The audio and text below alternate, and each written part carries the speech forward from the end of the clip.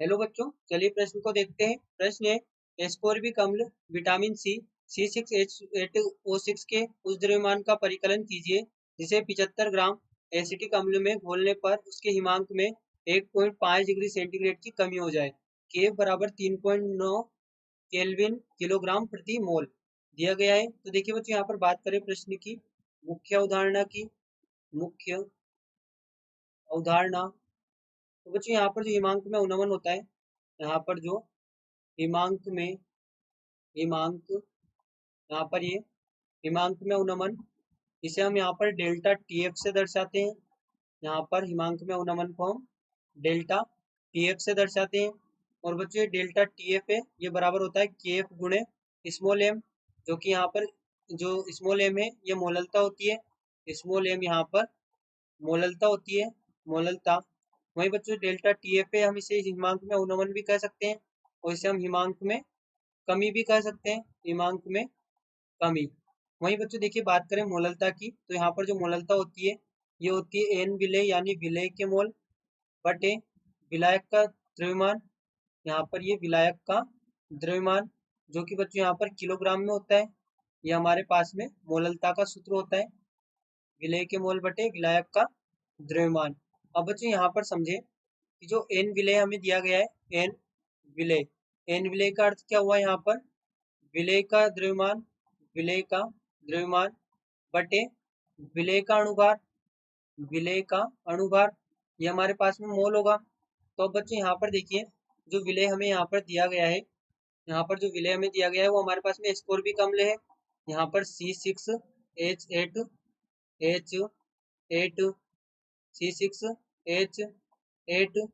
हमें दिया गया है। अब बच्चों इसके अणुभार की गणना करें तो देखिए, इसका जो अणुभार होगा यहाँ पर होगा C6 यानी कि 72 प्लस H8 यानी कि 8 प्लस O6 यानी कि 96। तो ये हमारे पास में होगा 176 ग्राम प्रति मोल, हमारे पास में अणुभार होगा एस्कोर्बिक अम्ल का। अब बच्चों यहाँ पर देखिए हमें दिया गया है डेल्टा टीएफ। तो डेल्टा टीएफ हमने देखा यहाँ पर हिमांक में कमी होती है। अब देखिए डेल्टा टीएफ हमें कितना दिया गया है, यहाँ पे 1.5 डिग्री सेंटीग्रेड, जिसे बच्चों यहाँ पर हम 1.5 केल्विन भी लिख सकते हैं, जिसे हम यहाँ पर 1.5 केल्विन भी लिख सकते हैं। क्यों? क्योंकि यहाँ पर हम बात कर रहे हैं कमी की, यहाँ पर हम बात कर रहे हैं कमी की। यहाँ पर देखिए, इसे एक उदाहरण से हम समझे तो यदि हम यहाँ पर 20 डिग्री सेंटीग्रेड लें और इसको माइनस करें यहाँ पर 10 डिग्री सेंटीग्रेड, तो देखिए यहाँ पर हमें प्राप्त क्या होगा, 10 डिग्री सेंटीग्रेड प्राप्त होगा। वहीं बच्चों यदि इसे केल्विन में परिवर्तित करें पहले, जो कि 293 केल्विन होगा, और 10 डिग्री का सेंटीग्रेड का मतलब होगा 283 केल्विन। इसे यहाँ पर हल करने पर भी हमें 10 केल्विन प्राप्त होगा। तो बच्चों देखिए, यहाँ पर फर्क नहीं पड़ता, जब हम अंतर की बात करते हैं तो यहाँ पर फर्क नहीं पड़ता केल्विन और डिग्री सेंटीग्रेड की वैल्यू का, यहाँ पर दोनों वैल्यू एक समान ही आती है। कब? जब केवल हम अंतर की बात कर रहे होते हैं, वरना यहाँ पर हमें केल्विन में परिवर्तित करने के लिए 273 जोड़ना होता है डिग्री सेंटीग्रेड में। लेकिन अंतर की जब बात करते हैं तो हम इस प्रकार लिख सकते हैं। तो देखिए यहाँ पर हम लिखेंगे जो हमें दिया गया है, जो डेल्टा टीएफ हमें पहले बच्चों यहाँ पर मोललता हम ज्ञात करें, तो मोललता हमारे पास में होगी एन विलेय, विलेय विलेय के मोल। तो देखिए विलेय के मोल हम यहाँ पर लिखेंगे W विलेय, जो कि हमें गणना करनी है, बटे यहाँ पर विलेय का अणुभार, जो कि यहाँ पर हमने गणना की 176 ग्राम प्रति मोल हमें प्राप्त हुआ।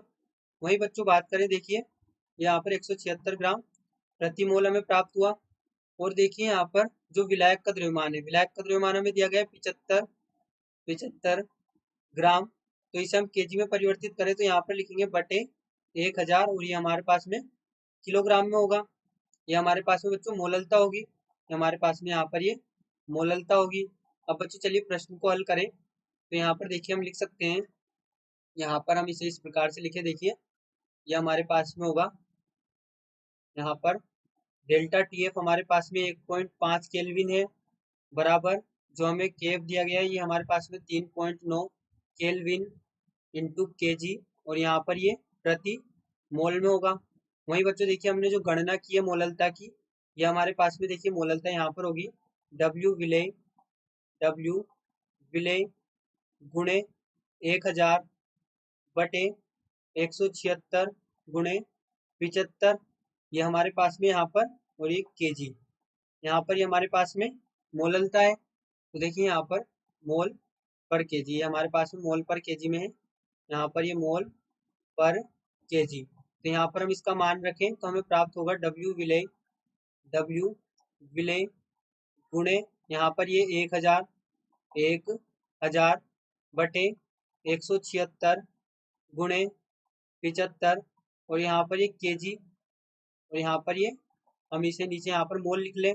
तो बच्चों यहाँ पर देखिए मोल से मोल, यहाँ पर हम एक काम करें, इस मोल को यहाँ पर ऊपर भी लिख सकते हैं। तो यहाँ पर हम इस प्रकार लिखेंगे मोल पर केजी। तो यहाँ पर केजी से केजी कैंसिल होगा, मोल से मोल कैंसिल होगा।